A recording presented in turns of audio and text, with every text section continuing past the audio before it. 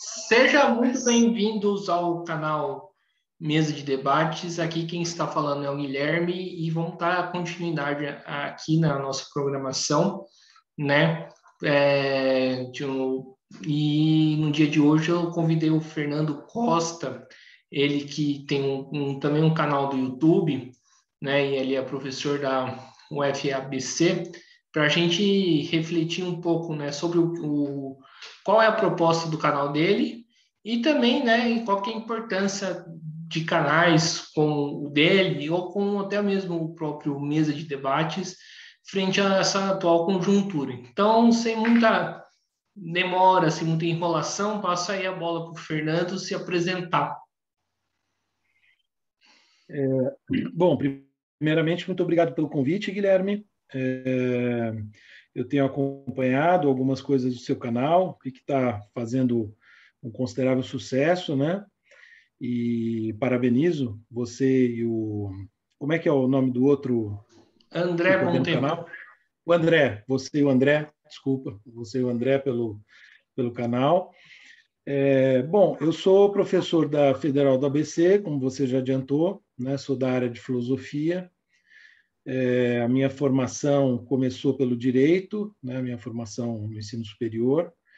Eu fiz primeiro a faculdade de direito, depois eu fui mudando aos poucos para filosofia, onde eu acabei fazendo a minha formação em nível de pós-graduação, né?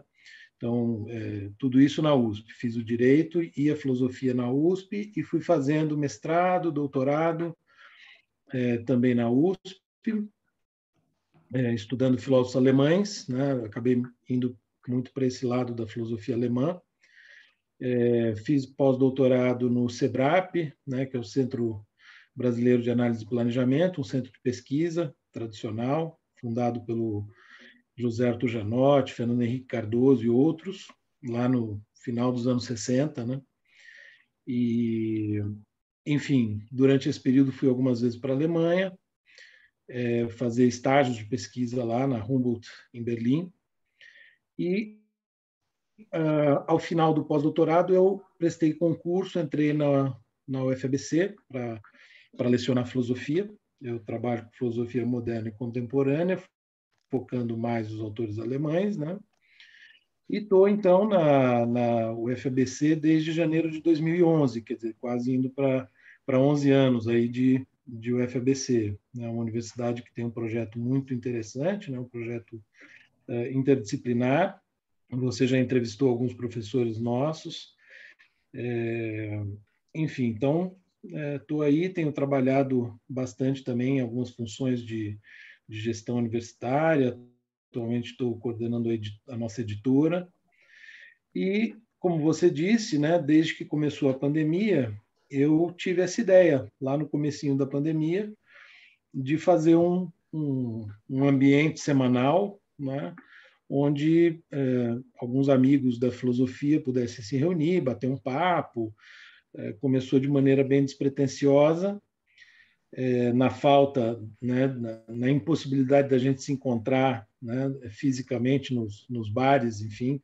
Né, a gente tinha muito hábito de, por exemplo, depois de grupo de estudos, né, passar o dia trabalhando, no fim da tarde, começo da noite, sentar em algum bar ali, ou em Santo André, ou em São Bernardo, né, onde ficam os campi da UFABC, tomar um chopp, aquela coisa. Então, a ideia foi tentar fazer uma atmosfera parecida, já que a gente ia ficar um tempo em isolamento social, né? E aí, aos poucos, a coisa foi ganhando uma outra dimensão, várias pessoas se interessaram, a gente começou a convidar mais pessoas, que não estavam a princípio no grupo inicial. A partir de um certo ponto, eu comecei a gravar os encontros. Depois de um tempinho, comecei a transmitir pelo YouTube, onde os vídeos ficam armazenados, né, que foi quando eu criei o canal, que foi no final de julho do ano passado, né? E aí, enfim, desde então tenho feito todas as quartas, praticamente todas as quartas, né? Falhamos ali em 6 de janeiro, naturalmente. Bom, 29 de dezembro e 6 de janeiro, né, ali em torno de Natal e Ano Novo, e uma ou outra vez que foi cancelado, mas, em geral, venho mantendo essa frequência semanal. Certo, muito bom. Ô, Fernando, não é preciso dizer aqui que nós vivemos num momento muito delicado, né, político no nosso país, né, um momento que as pessoas elas, né, agem de uma maneira assim pouco reflexiva, né, é uma política muito mais passional do que reflexiva. Qual que é a importância de ter canais, né, incentivando o debate, na sua opinião, sendo que a gente tem toda uma atmosfera que vai contra, né, o debate de ideias, a reflexão? Uhum. Eu acho muito importante, naturalmente, né? Porque, vamos dizer, o nosso meio tradicional da reflexão crítica, digamos assim, né? Pensando em sentido amplo, vamos dizer, o nosso veículo tradicional de comunicação é o livro, né? Que continua a ser um veículo importantíssimo, né? Eu coordeno uma editora, né? Enfim, trabalho com livros, então, naturalmente, considero os livros fundamentais. Mas a gente sabe muito bem, né, quer dizer, o quanto que a comunicação se dispersou por diversos outras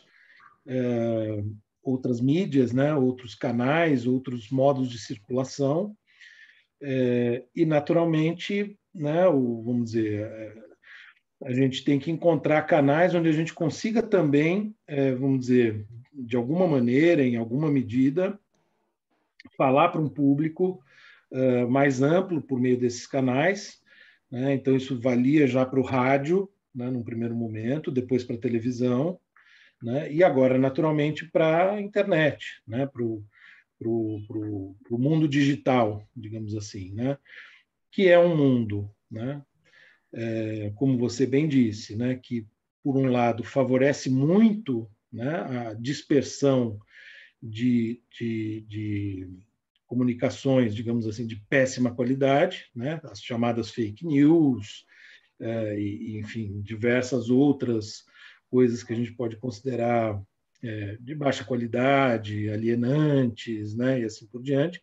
Então, é importante que a gente tenha, né, também nessas outras mídias, e hoje, em particular, nas mídias digitais, né, em particular, por exemplo, com canais na internet, que a gente tenha um foco de resistência do pensamento crítico, da reflexão, para justamente tentar fazer com que um modo de pensar mais crítico, mais refinado, etc., sobreviva em meio a essa tempestade de informações muito mal produzidas e veiculadas, né? Então, acho que a importância é muito grande, sem dúvida. Sim, hoje, né, até que tá dando uma mudada, mas assim, principalmente nas últimas eleições, o Fernando, eu vejo, né, muitas pessoas, não sei se é o termo correto, se você não entender, se pode me falar, as pessoas discutindo política através do fígado, algo tipo meio que Uhum, passional, né? Inclusive tem um negócio que eu acho particularmente assustador, né? Tipo, líderes religiosos falando que a gente tem que rezar para o nosso presidente, né? Rezar para o presidente, né? Essa maneira de enxergar a política que está, né, infectando o Brasil, né? Ela quanto que ela é prejudicial, né? Quanto que ela favorece, né, a uma classe dominante ou a algum grupo social, essa maneira de que as pessoas estão pensando a política. uhum. Não, sem dúvida, né? É um fenômeno bastante complicado, justamente do ponto de vista de um pensamento mais crítico a respeito da sociedade, né? Do que é o poder, do que é o Estado, né? Enfim, dentro de uma certa tradição, digamos, né? Que a gente tem em alta conta e que se expressa de algum modo nos nossos sistemas judiciais, políticos, etc., né? Que é a tradição iluminista, né? Enfim, desse ponto de vista, né, a gente vê coisas que são verdadeiramente assustadoras, né? Porque parecem não só pré-iluministas, como pré-modernas, como, por exemplo, defender que a Terra é plana, né? Coisas desse nível, né? Então, é um retrocesso do ponto de vista discursivo, analítico, científico, etc., né? Muito grande. E é um fenômeno que a gente sabe que não se restringe ao Brasil, né? É um fenômeno que a gente viu com muita força, por exemplo, nos Estados Unidos, que é a economia mais forte do mundo, né? Um fenômeno que a gente viu em países europeus, em alguma medida no próprio Reino Unido, né? Que teve a separação da União Europeia, um debate também muito marcado por esse, vamos dizer, por essa maneira figadal, né, como você disse, quer dizer, de vivenciar a política, que recorre mais aos sentimentos do que aos argumentos, né? Quer dizer, acho que esse é o ponto fundamental. Quer dizer, então, a gente sai de uma esfera discursiva, né, uma esfera pública, em que argumentos racionais são contrapostos, né, quer dizer, com interesses em jogo, com relações de poder em jogo, etc. Quer dizer, não vamos ser ingênuos, né, de achar que a esfera pública não é sujeita a tudo isso, mas você sai de uma esfera pública onde se espera uma comunicação minimamente racional e se recorre a sentimentos muitas vezes bastante irracionais, né, e que funcionam e têm funcionado de maneira muito forte na base de uma lógica que o Carl Schmitt, né, por exemplo, um filósofo político da época do nazismo, né, caracterizava como uma lógica de amigo e inimigo, né? Então, de um lado você tem aqueles que são meus amigos, do outro lado você tem os inimigos. E aí, uma vez que estão estabelecidos esses blocos, o que você tem é uma briga de poder, não tem uma argumentação racional para tentar convencer o outro lado de que isso ou aquilo é uma medida importante, uma lei importante ou algo do tipo. Então, não há comunicação entre os dois lados, né? Eu acho que esse é o fenômeno que está mais evidente hoje e que se radicalizou com a internet, né? Porque se criaram bolhas em que você tem grupos se retroalimentando dos próprios valores, das próprias ideias, etc. Claro, um grupo que nós, intelectuais, né, que valorizamos o pensamento crítico, etc., um pouco do que eu falava antes, né, acreditamos estar vamos dizer assim, na bolha correta, né, por assim dizer. E do outro lado tem a bolha dos terraplanistas, né?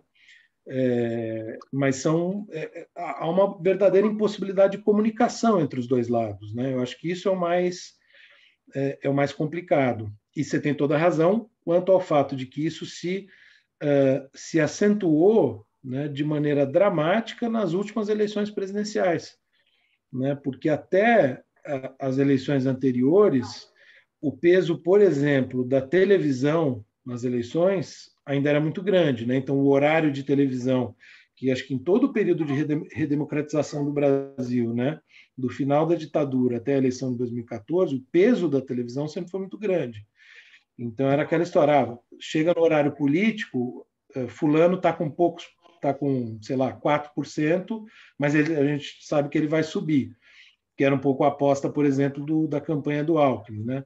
Só que o horário de televisão quase não teve impacto, né? Quer dizer, o que teve impacto foram os grupos de WhatsApp, né? Essas bolhas da internet e assim por diante. Então, de fato, é um fenômeno muito atual e para o qual as soluções ainda não estão dadas, né? A gente está meio, né, enfim, tentando entender como que é possível sair disso, né?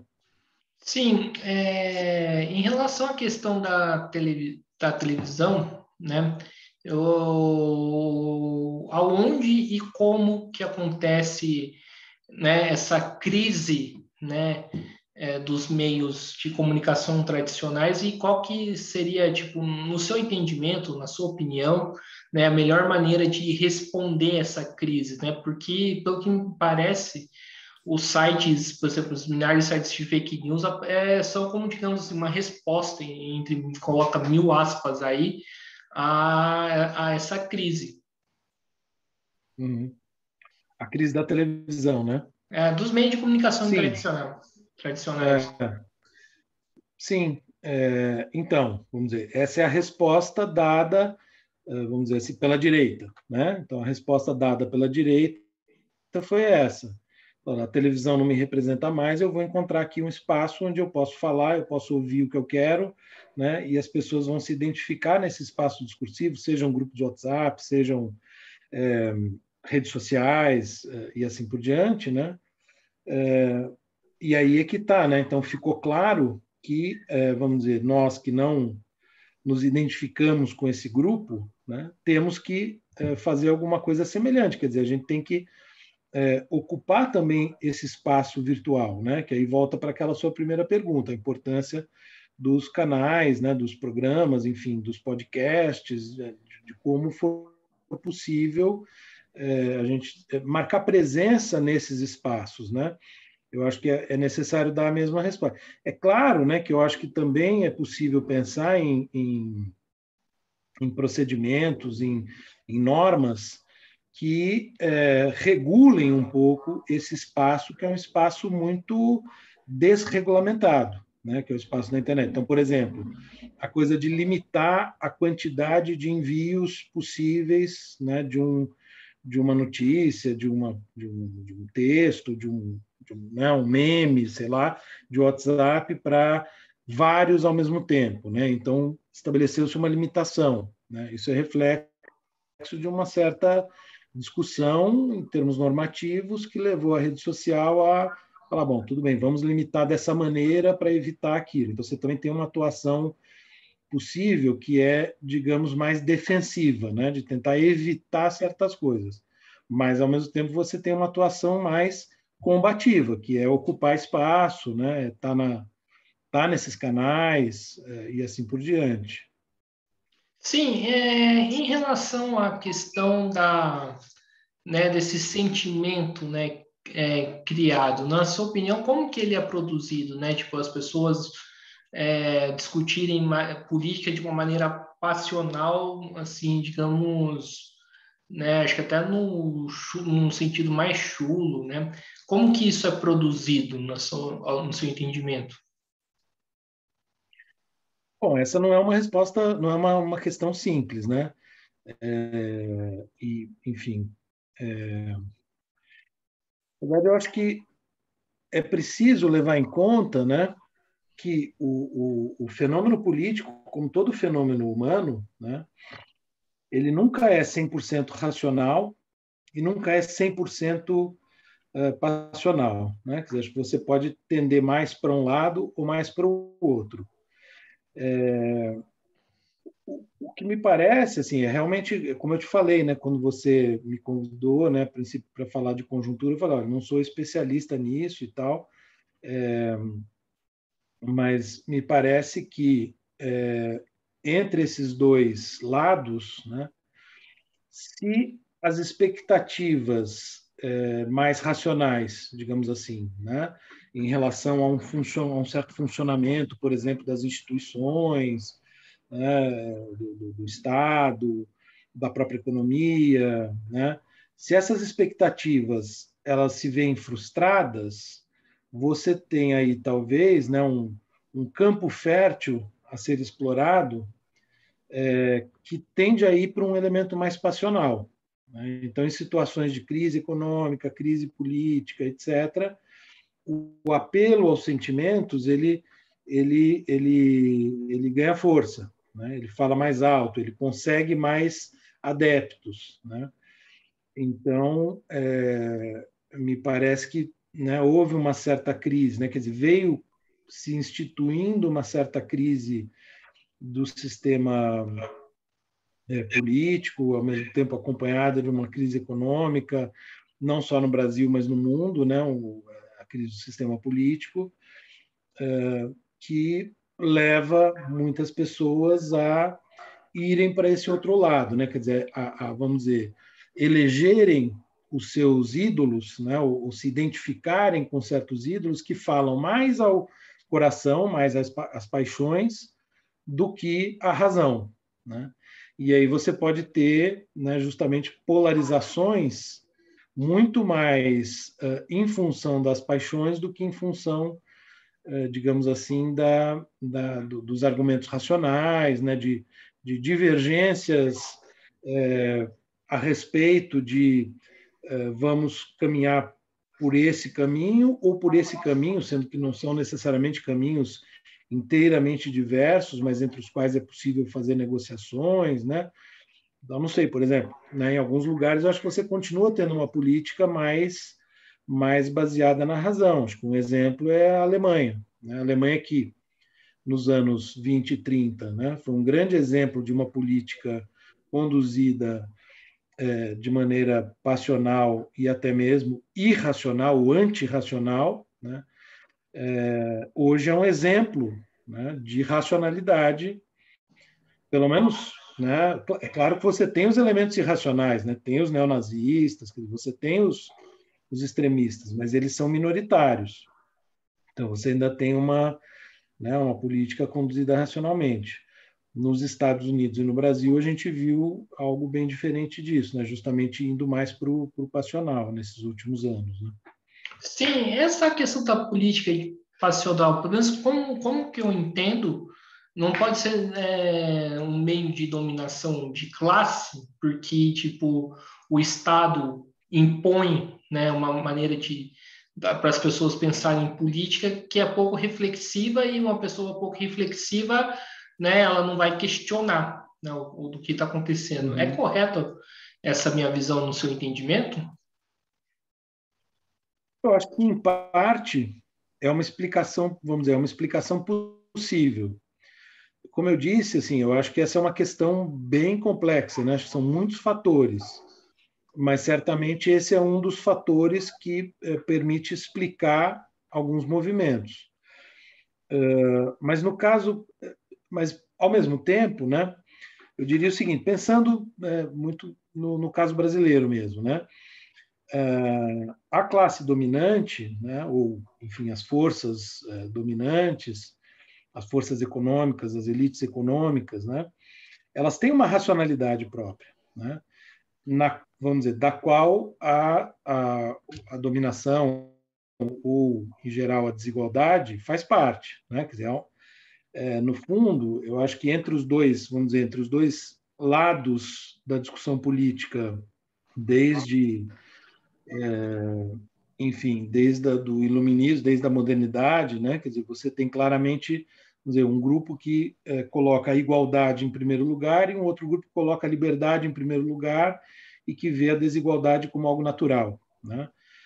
Acho que há uma oposição entre esses dois grupos. Então, é claro, você tem uma certa concepção de Estado, de política, etc., que assume a desigualdade, ou um certo nível, um certo grau de desigualdade, como fazendo parte do jogo, né, digamos assim.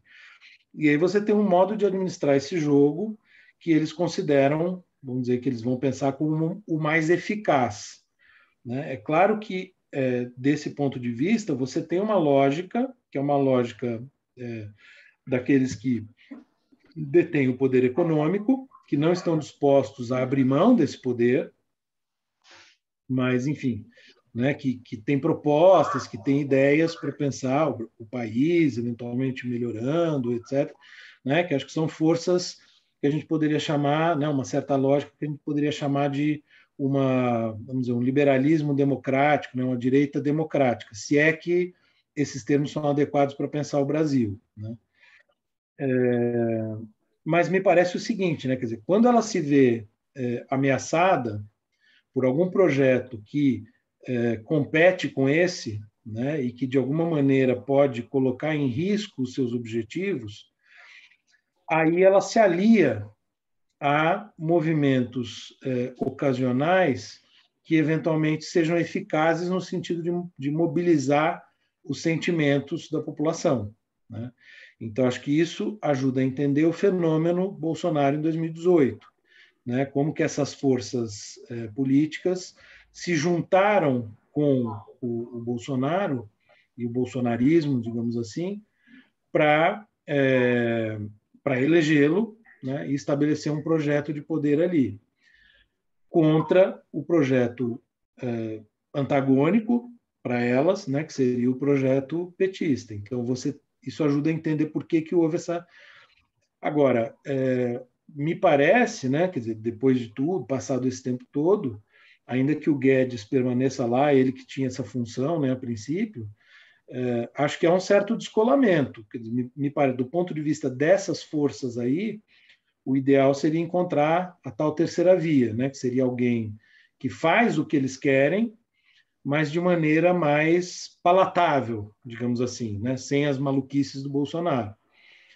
Né? Então, eu acho que eles apelam para os sentimentos quando interessa, mas não nem sempre. Né? Acho que tem uma tensão aí entre as duas coisas. Professor, foi muito legal você ter falado isso, porque assim, né, eu vejo que né, esse setor, né, que é chamado de terceira via, né, a antiga base desse setor, né, é hoje uma boa parte dela bolsonarista, né, Uhum. apoiadora do Bolsonaro e muitas das vezes essa base, né, bolsonarista vê como, né, essa direita dita democrática, aí eu concordo com você que não, acho que esse termo não cabe aqui no Brasil, né, é, muitas das vezes esse setor dessa base bolsonarista vê essa direita como uma traidora porque não apoiou o Bolsonaro, né? Isso tem né? Isso não pode ser custoso, né? Alimentar um cão, para o cão depois de avançar contra você. Assim, né? Acho que isso já foi muito tematizado, né? Até em charges, né? Que é um pouco esse o sentido, né? Você dá muita corda para uma, né, para uma pessoa como Bolsonaro, depois essa corda pode vir a te enforcar, né? Então, né, sem dúvida, essa imagem é uma imagem possível, né?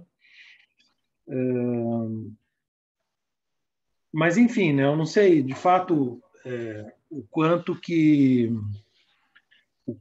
hoje, né, essa elite ainda apoia o Bolsonaro, ou, não, ou parte dela sim, parte não. Né? Quer dizer, acho que as coisas estão muito fragmentadas. Acho que tem vários atores em cena que a gente não sabe bem o que vão fazer, como que vão se mover no tabuleiro. Né? Um desses atores são os militares, né? Que não são exatamente, quer dizer, que não correspondem exatamente a essa classe, né? Quer dizer, não são os banqueiros, não são os grandes empresários, eles são uma classe bem específica que já esteve no poder várias vezes ao longo da história do Brasil, né? Que também ficaram, né, desde o começo numa relação meio hesitante com o governo Bolsonaro, né? Tão, mas não tão, tão, mas não tão, mas em nenhum momento desembarcaram para valer, né?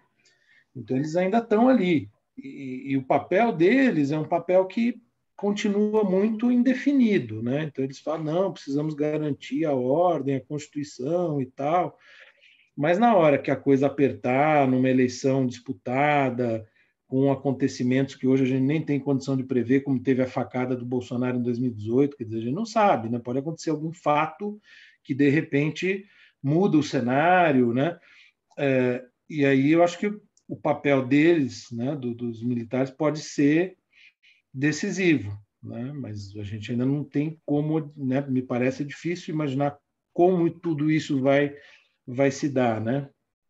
Sim, professor, ainda voltando um pouco, né, na questão, né, dos meios de comunicações, né, nos canais, né, a gente tem aqui o meu, e também o seu canal, mas ao mesmo tempo a gente tem canais que tem 1 milhão, 2 milhões de pessoas que são patrocinados e muitas das vezes são esses canais, né, como você falou, trazem muito mais a desinformação do que a informação, Uhum. né? Como, assim, né? Como lidar com isso, né? A gente que está aqui, né? Trazendo um debate, tentando fazer Uhum. algo diferente do que está colocado. Mas a gente ainda vai chegar a 1 milhão, não vai? Eu espero, mas só que é Não, difícil para que não não, para sim, que eu tô brincando, né? Claro, você tem toda a razão, né? Veja, eu acho que aí a gente enfrenta um problema antigo, né? Um problema que não é específico da internet. Você pega, por exemplo, a televisão, né? Você tinha, né, sempre teve bons programas de entrevista, ainda tem, né, eventualmente, mas você tinha programas, filmes, enfim, documentários de boa qualidade nos canais públicos, por exemplo, né, TV Cultura, aqui em São Paulo, por exemplo, né? Mas elas sempre tiveram aquele um pontinho de audiência e tal, enquanto a Globo com as suas novelas, o SBT com seus programas de auditório, a Record com não sei o quê. Esses canais é que disputam lá a grande audiência, né? Os bons programas tal sempre ficam ali embaixo na rabeira, né?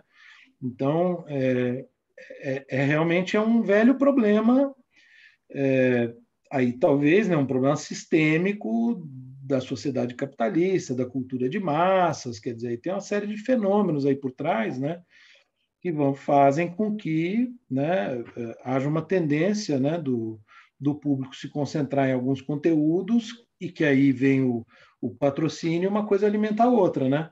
Mais patrocínio, mais publicidade, mais público e a coisa se autoalimenta, né? É difícil pensar numa maneira de sair disso,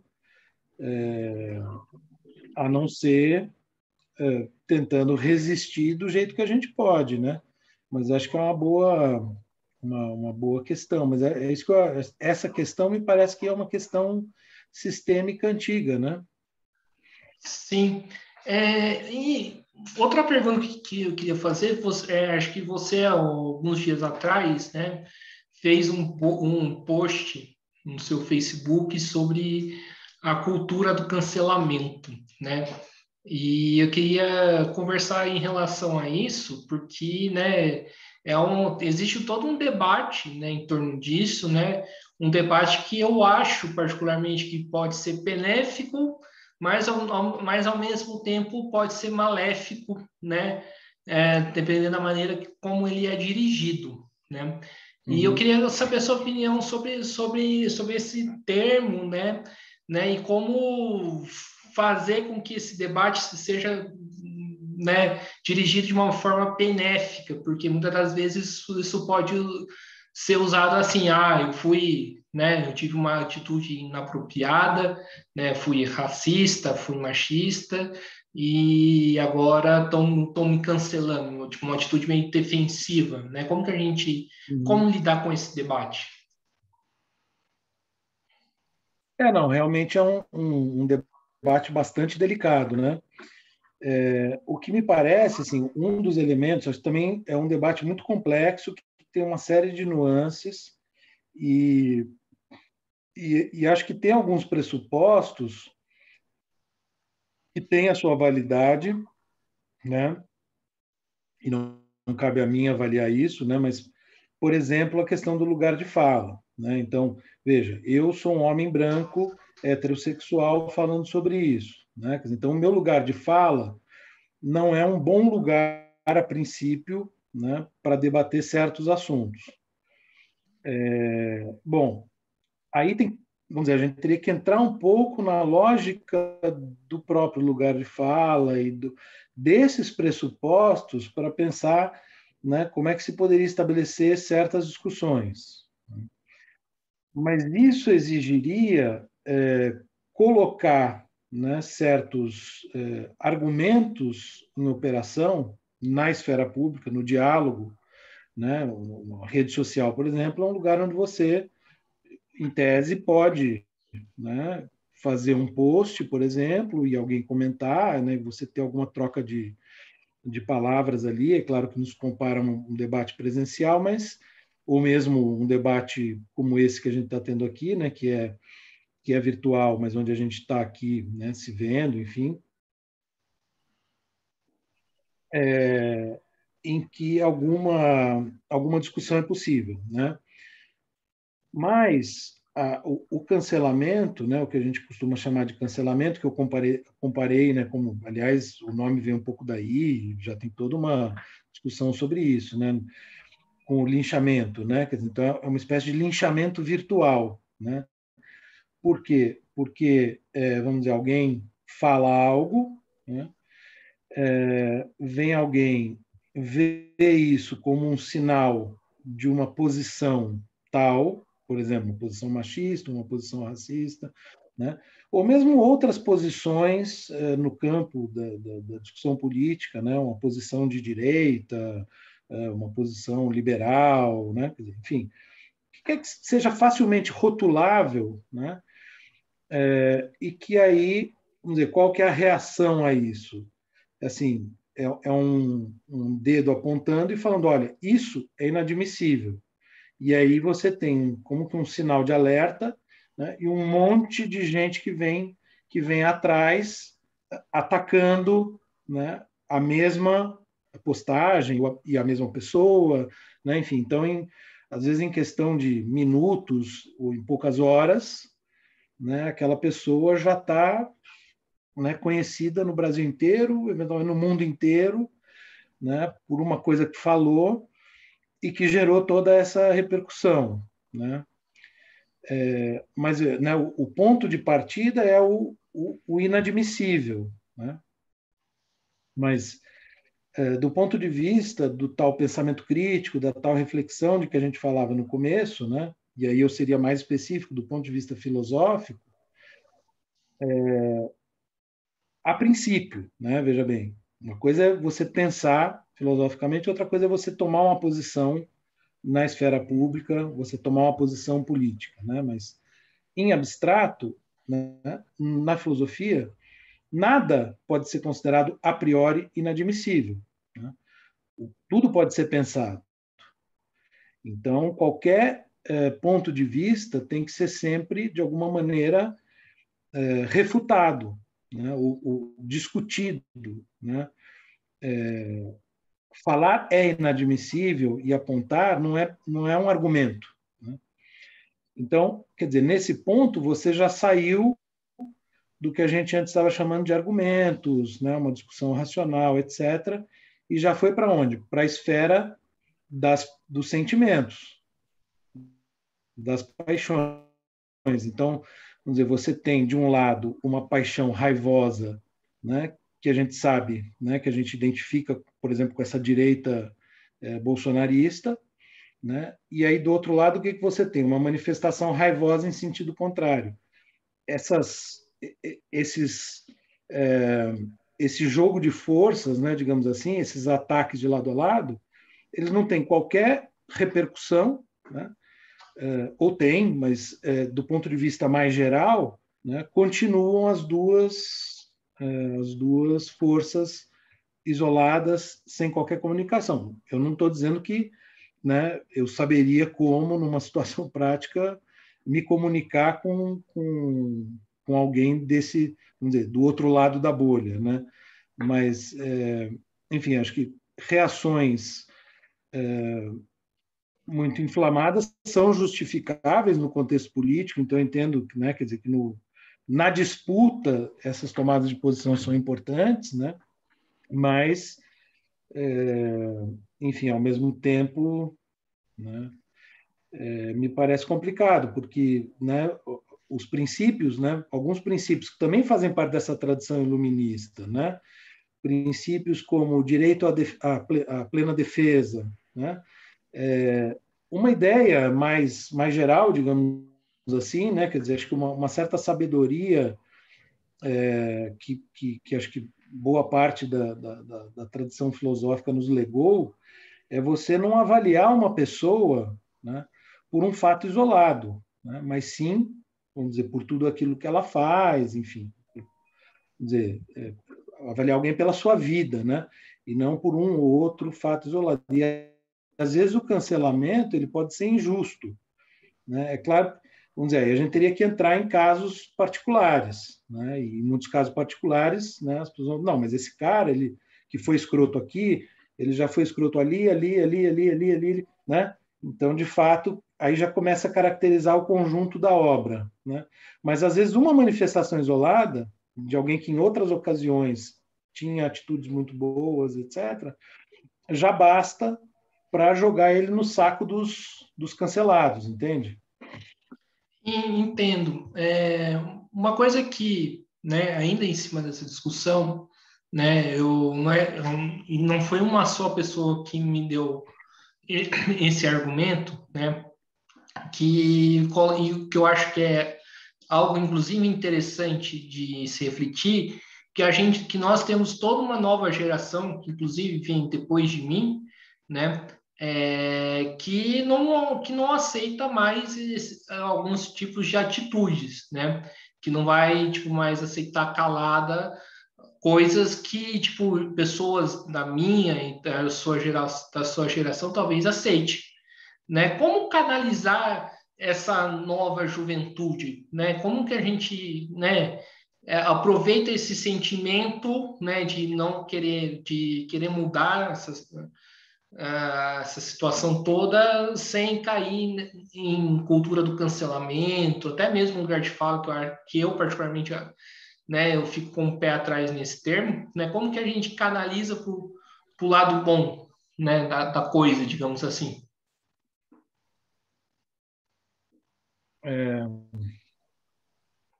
Não, quer dizer, é claro que, por um lado, né, acho que os próprios movimentos sociais já são, vamos dizer, o lado bom da coisa. Né? Quer dizer, acho que eles são muito importantes, conquistam coisas, vamos dizer, lutam, e na luta conquistam, por exemplo, direitos, né? Conquistam determinadas coisas, e isso é muito importante. Né?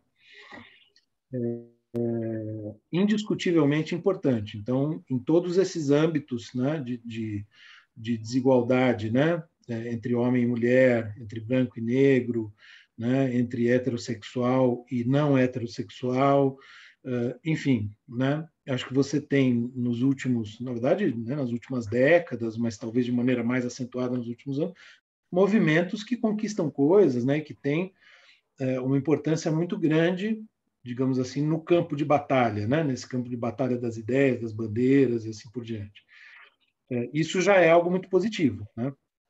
Mas me parece que essa energia também pode ser canalizada para um trabalho teórico a respeito, por exemplo, dos fundamentos desses movimentos, ou uma discussão dos principais teóricos, né, que eventualmente estão por trás desses movimentos e com quem eles dialogam. Né? Então, no caso da filosofia, por exemplo, você percebe um aumento muito significativo de produção teórica, né, de pesquisas sobre filósofas mulheres, sobre filósofos negros, sobre filosofia africana, sobre filosofia latino-americana. Então, você tem aí, né, um campo de estudos que permite alimentar, né, o movimento e dar, vamos dizer, mais respaldo teórico. Né? Então, acho que isso é algo extremamente profícuo, extremamente positivo também. Né? Então, acho que se você consegue jogar essa luta tanto para o campo prático político como para o campo teórico, né, a coisa fica mais interessante. Né? E aí, talvez, no campo da discussão teórica, seja possível nuançar mais os argumentos, né? Quer dizer, ter um pouco mais de. Mas porque são contextos diferentes, né? Quer dizer, uma coisa é quando você está ali na luta política concreta, outra coisa é quando você está debatendo ideias, né? Quer dizer, são momentos diferentes, ambos podem perfeitamente fazer parte da mesma luta, e eu entendo que fazem, mas é possível separar, né, em alguma medida, e, portanto, diferenciar os dois contextos. Né? Eu falo isso para deixar claro, quer dizer, é óbvio que numa situação concreta específica não dá para ter o que a gente, muitas vezes, né, brincando com o título de um livro, chama de paciência do conceito. Né? Então, na arena política não dá, mas na arena teórica, sim, né? Dá para ter a paciência do conceito e, enfim, argumentar de maneira mais nuançada e assim por diante. Foi bem legal isso que você colocou. Aí eu te lanço a pergunta, né? É possível encarar tipo a arena política e a arena teórica de uma maneira dialética? palavra dialética também é uma palavra complicada, né? Assim, tem muitos sentidos, né, ao longo da história, né? Mas acho que, vamos dizer, você está querendo chamar a atenção mais para essa relação inextrincável entre o pensamento e a luta política, né? Quer dizer, entre as duas coisas que eu estava mencionando, que eu falei, por um lado é possível separar, por outro não, né? Mas sem dúvida, né? Acho que você tem muitos teóricos, muitos intelectuais engajados. Esse tema do intelectual engajado é um tema muito explorado pelo Sartre, por exemplo, né? Que justamente falava da importância do intelectual ser também um intelectual engajado nas lutas do seu tempo, né? E acho que, né, muita gente hoje em dia pensa dessa maneira, embora você tenha outras correntes de pensamento que veem, né, a atividade filosófica eventualmente como uma atividade mais contemplativa, digamos assim, do que de engajamento e participação política, né? Outras, enfim, é uma discussão de largo alcance, né? A gente também poderia pensar em como essas duas dimensões, a mais contemplativa e a mais voltada à ação, se combinam, né?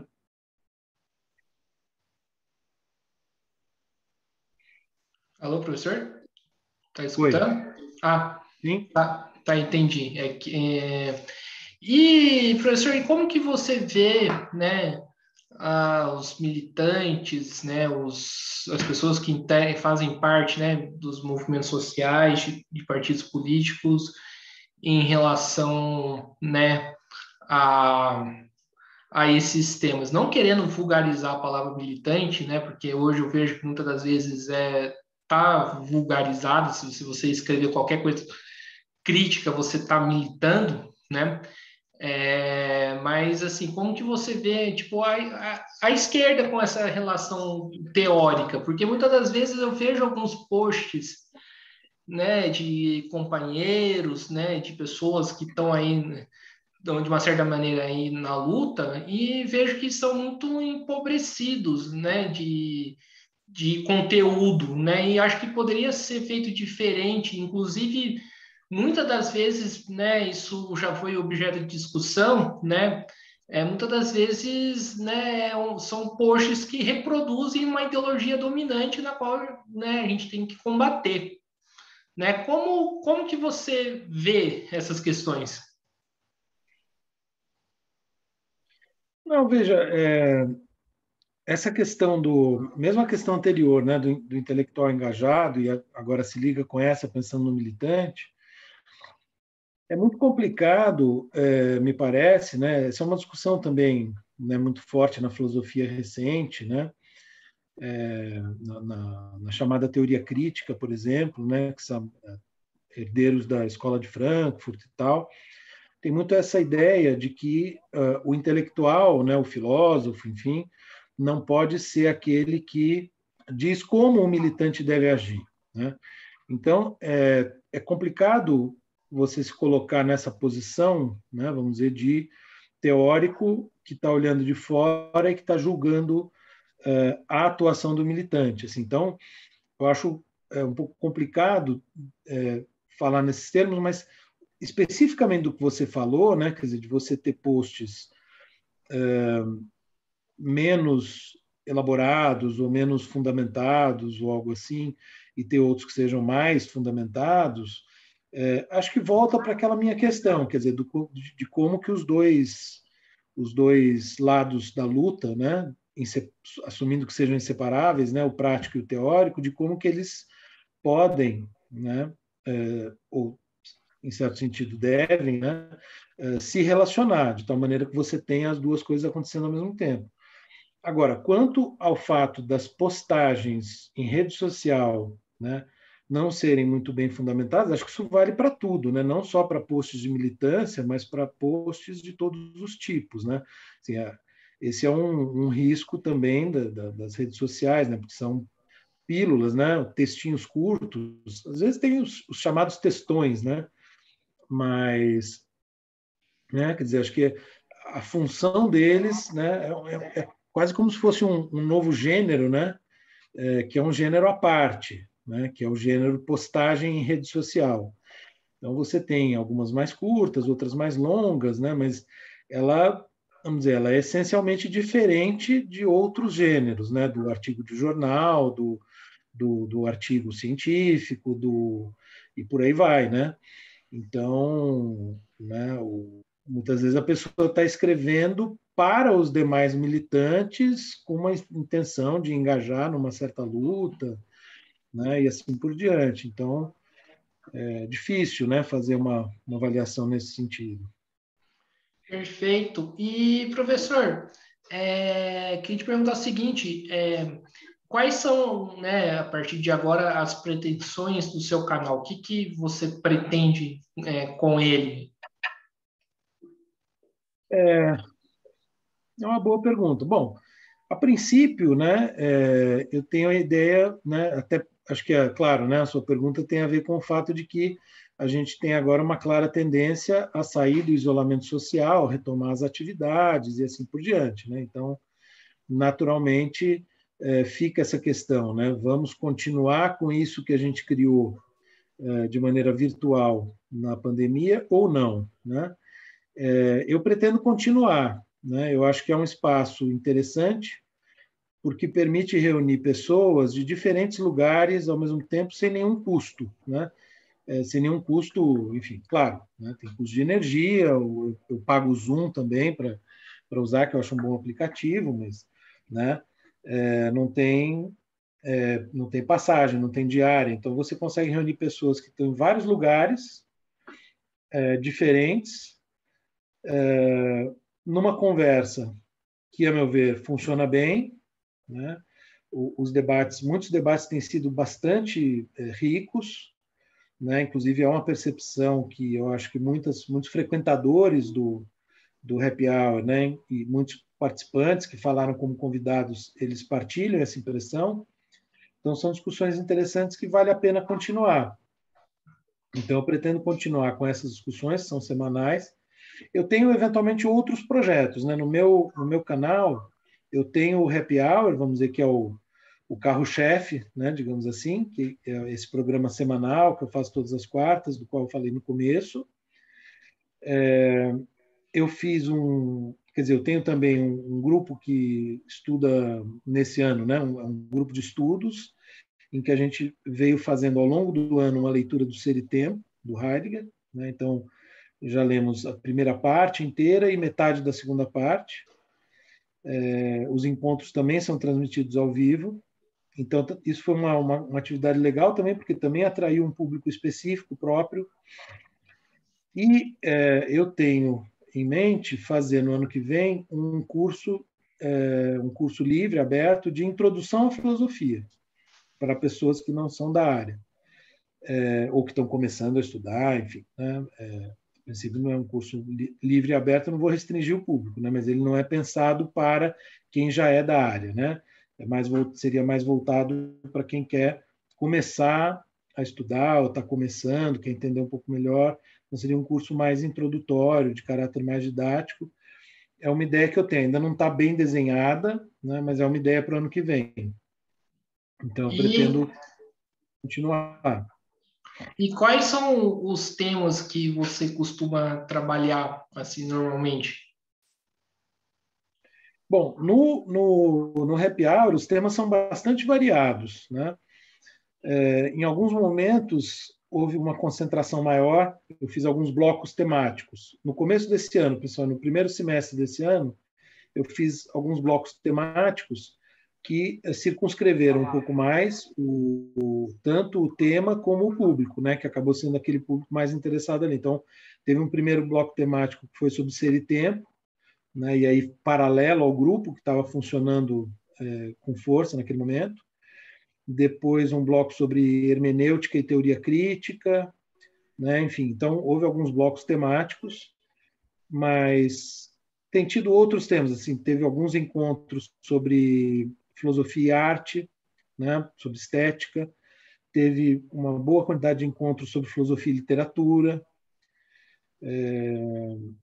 teve algumas discussões interessantes sobre filosofia e ciência. Tem havido, né, de julho para cá, principalmente, né, eu tenho convidado algumas pessoas que não são da área de filosofia para falarem também. Né, então, a gente já teve um antropólogo, uma socióloga, né? Vamos ter em breve um economista, depois um cientista político. Então, tem tido uma diversificação também nesse sentido, né? Mas são temas variados, assim, não tem e eu acho que isso é parte de uma, vamos dizer, é característico do canal. A ideia é que não seja, claro, a filosofia acaba sendo um pouco, né, o denominador comum, né? Mas não tem uma temática específica no canal, né? Aí, claro, o grupo de estudos tem uma temática específica, né? E eventualmente eu posso fazer outros que tenham, mas o happy hour em si ele é mais aberto. Me chamou muita atenção essa questão da filosofia e ciência, né? Que muito se debate sobre a ciência nesse momento aí de pandemia. Qual que é a importância desse Sim. tema para você? Então, é muito grande, né? E, inclusive, as discussões que a gente teve, né, foram bem interessantes, né? O professor Ricardo Terra, que foi meu supervisor no pós-doutorado e que é um grande incentivador do projeto, tá, né, desde o começo, ele tem uma postura, vamos dizer, de defesa da ciência contra os filósofos que seriam, em alguma medida, anticientíficos, né?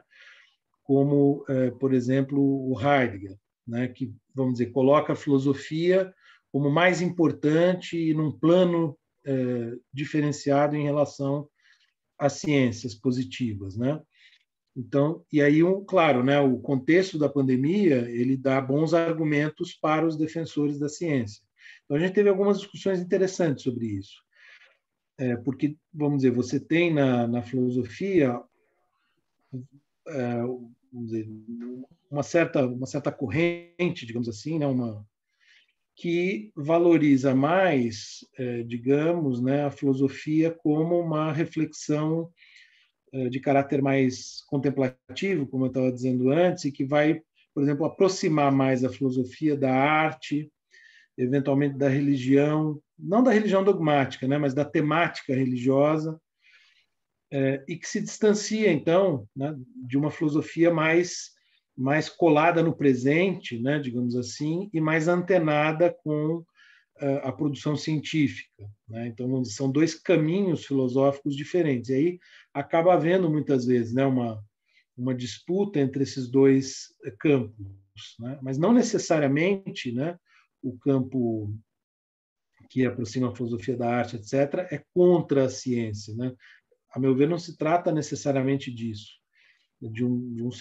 Trata-se muito mais de ver como âmbitos diferentes da reflexão filosófica. Sim, agora vai para a gente ir finalizando aqui o nosso papo, professor Fernando. Né, já que você falou, queria que você aprofundasse mais e o pós, né, pandemia, né, que a gente está no momento, eu espero que continue assim, né, Uhum. no momento onde que a pandemia, os números, né, de infectados, números de mortes estão abaixando, né, espero que abaixe mais ainda, né, e pós-pandemia, você acredita que esse tipo de debate que nós estamos tendo aqui no Zoom, né, ou em outros aplicativos, né, como o próprio StreamYard, eles podem, né, continuar depois da pandemia, porque é algo que eu fico pensando muito nisso, sabe? Inclusive para o canal, será que vai continuar? Será que eu vou Uhum. conseguir continuar com o próprio canal ano que vem? É algo que me incomoda um pouco, né? Eu queria que você Sim. respondesse. Não, excelente questão, né? A princípio, respondi positivamente para a sua questão anterior, falei, eu pretendo continuar, mas eu não sei se vai dar certo, né? Que é a pergunta que você está fazendo agora, né? A gente querer continuar é uma coisa, a gente conseguir continuar é outra, né? Então, sem dúvida, né? Eu também não sei ainda como as coisas vão ficar. Também tenho muita dúvida a esse respeito. Assim, eu acho, né, que seria muito interessante a gente tentar combinar vantagens do modelo remoto com vantagens do presencial, né? Quer dizer, tentar encontrar um equilíbrio entre as duas coisas, no sentido de aproveitar vantagens como essa que eu acabei de falar, né? De você poder reunir pessoas que estão em diferentes lugares ao mesmo tempo, sem as pessoas precisarem se deslocar, pegar avião, ficar em hotel, tudo isso pago, né, por alguém, né, que muitas vezes é a universidade pública, seja para eventos, seja para bancas, né? Então, isso é uma coisa que outro dia mesmo a gente estava falando sobre isso no próprio Happy Hour, né? Tudo bem, os encontros, as viagens que a gente tinha muito e tal eram boas, mas muita gente já teve a experiência, sei lá, de pegar um avião de manhã e participar de uma banca no começo da tarde, pegar o avião e voltar, né? Então você passa o dia inteiro se deslocando até o aeroporto, do aeroporto lá, quer dizer, tem o trânsito daqui, o avião, o trânsito de lá, aí depois o trânsito de volta de lá, o avião e o trânsito de volta, quer dizer, o tempo de locomoção enorme para participar de uma coisa que dura 2 horas, né? Então, não faz muito sentido, né? E a gente hoje tem totais condições de fazer algumas coisas, né, prescindindo de tudo isso. E mesmo atividades do dia a dia, não digo aulas, né? Quer dizer, eu acho que a aula presencial ela tem algo de insubstituível, né? Talvez algumas aulas, né? Enfim, aí, claro, isso tem que ser pensado, né? É uma questão que tem que ser decidida coletivamente, em cada instituição, em cada. Né? Acho que não há uma resposta simples para isso. Mas outras atividades, eventuais reuniões, enfim, acho que tem muita coisa que funciona melhor no remoto do que no presencial. A questão é como é que vai se organizar isso, né? Vai ser de diversos pontos de vista, né? Isso vale não só para as universidades, como vale também para as empresas particulares, enfim, para as indústrias, para tudo, né? Como é que as coisas vão se organizar, né? Organizar isso não é simples, porque uma coisa é você fazer uma aula presencial estando todo mundo no Zoom. Outra coisa é você fazer uma aula em que alguns estão lá, alguns estão presenciais, outros estão distantes, ou uma banca, um evento, né? Que aí o modo de filmar o evento tem que ser diferente, né? Tem uma complexidade, vamos dizer, logística, né? Que não deve ser menosprezada, mas eu acho que algum esforço nesse sentido valeria a pena. O próprio deslocamento, né, das pessoas no trânsito das grandes cidades, né? Você ter que ir, por exemplo, 5 dias por semana de casa para o trabalho e voltar, né? Isso tem um custo, né? Quer você vá de transporte particular, quer você vá de transporte público. Tem poluição envolvida, né? Quer dizer, tem uma série de consequências. Se você consegue reduzir um pouco, né, a quantidade de pessoas circulando, consegue de alguma maneira desafogar um pouco as grandes cidades, né? Tem a possibilidade de pessoas eventualmente morarem um pouco mais longe, né, dos locais onde trabalham, mas assumindo que vão ir menos vezes por semana, poderem morar um pouco mais longe com uma qualidade de vida melhor, né? Enfim, acho que tem uma série de possibilidades que foram abertas que eu acho que não devem ser desconsideradas, né?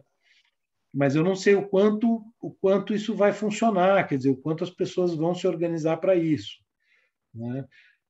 Enfim, acho que também tenho muito mais dúvidas do que respostas sobre o futuro. Aliás, em todos os terrenos, né? Tanto nesse como em relação ao futuro, por exemplo, do o futuro político do Brasil, né? Difícil imaginar, né, os próximos anos aí. Beleza, maravilha, muito bem, né? Então, estamos aqui encerrando mais uma entrevista do canal Mesa de Debates. Quero aqui agradecer o Fernando, né? Gostei demais do nosso papo, né? Acho que trouxe bastante contribuições, bastante reflexões, né? E acho que é importante a gente refletir, né? Acho que a maneira como que a gente lida, né, a política, né, acho que ultrapassou aí a proposta inicial aí do que era conversar um pouco aí do canal Happy Hour, né, e acho que foi um papo bom. Quero agradecer aqui e passo a bola para ele fazer as considerações finais. Eu que te agradeço, Guilherme. Também achei muito agradável o papo. Você tinha me convidado para falar sobre política, eu falei, não, não sei o que e tal. Aí você me chamou para falar sobre o happy hour, mas você me botou para falar sobre política, né? No final das contas, acho que O foi. truque, o truque deu certo, né? Mas tudo bem, eu achei muito legal também a conversa, muito boa, e te agradeço, te parabenizo pelo canal, e espero que a gente continue, né? Que a gente consiga continuar com os nossos canais e continuemos subindo aí em número de inscritos, enfim, para continuar incentivando, né, essas atividades que a gente tem procurado fazer aqui. Muito obrigado. Então é isso aí, né? O truque deu certo. Então, quero mais uma vez aqui agradecer ao Fernando, agradecer aí a você que estiver nos acompanhando, né, aqui até o final.